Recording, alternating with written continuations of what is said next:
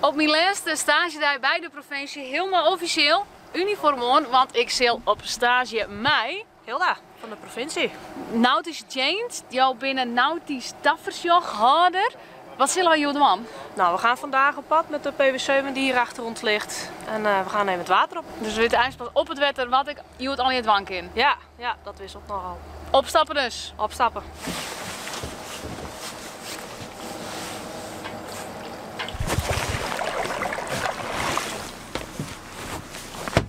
Dit is onze C2000 portofoon.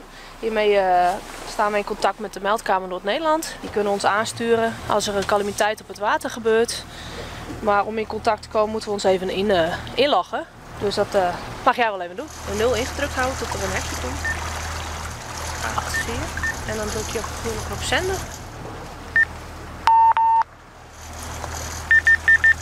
Nou, dan komen ze zometeen bij ons. En dan kunnen we antwoord geven. 1084 of zo. OC hier de 1084, PW7 snelle motorboot provincie Friesland. We zijn vanmiddag op het water rondom Sneek te vinden. Ja, ontvangen, goede dienst.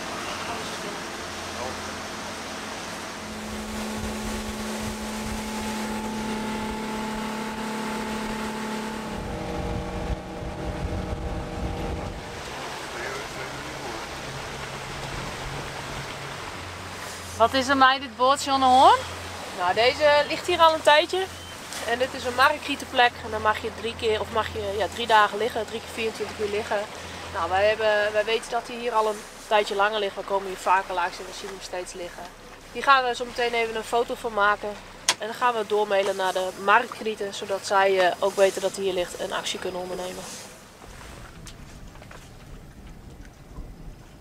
Dan moeten we even een markrieten nummer hebben, de stijgernummer. Nou, daar op het paaltje staat een nummer. En dat is het nummer van deze markrieten stijger. Als we dat nummer hebben, dan kunnen we het ook even in onze mail zetten naar de markrieten toe. Dan weten ze waar ze moeten zoeken. Dus dat zul ik even ziekje. Ja. Is dat het nummer? Ja, geloof het al. Ik zal je een foto maken. En wat zit er verder al in jouw takenpakket? Nou, wij schouwen dus. En wij doen controles. We zijn belast met toezicht en met handhaving. Dat betekent ook dat wij in onze toezichtenrol een controle uit mogen oefenen. En als we daar wat in vinden, dan mogen we overstappen op onze BOA, dus onze handhavingrol. En dan kunnen wij dus daar verder mee. Want dat wil ik voor het vreegje. Wat is het verschil tussen het werk in de zomer en in de winter? In de winter dan zijn we meer bezig met toezicht houden, met het schouwen van de vaarwegen. En zomers zijn we vooral bezig met het handhaven. Toezicht houden op snelle motorboten en kijken dat iedereen zich aan de regels houdt. En wat is nou het verschil met Jim en Rijkswaterstaat?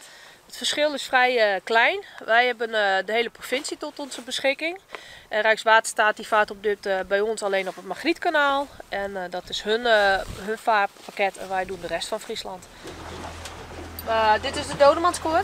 Bij een snelle motorboot ben je die verplicht om ergens aan je lichaam te bevestigen. Aan de harnas van je reddingsvest of om je pols heen. Het is voor de veiligheid. Als er met mij wat gebeurt en ik sla overboord, dan valt de motor uit. Dus als ik dit niet aan heb en ik sla overboord, dan valt de motor niet uit en vaart de boot gewoon vrolijk verder. Dat levert hele gevaarlijke situaties op.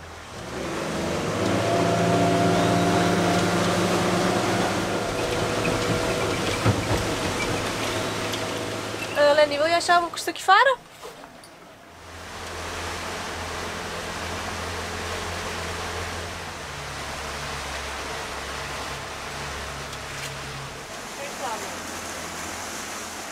Nou, we zagen u net door de bocht heen komen en toen viel hij op door de vaarsnelheid. Dus we wouden graag even een paar wijzen zo. Ja. Ja. Hij is net uit winteronderhoud en zo. Ja. Nee, ik voer het daar. Kom, kijk. Ja, nou, Het is goed zit daar alles in.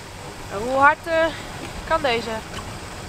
70 of zo. 70 of zo. Want ik zie ook geen registratieteken. Kan dat Er kloppen? zit wel een registratieteken op als het goed is. Nee.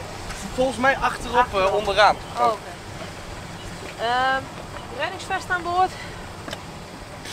Voor elke opvarende moet er één vest aan boord we zijn. hebben geen reddingsvest. Nee, trouwens.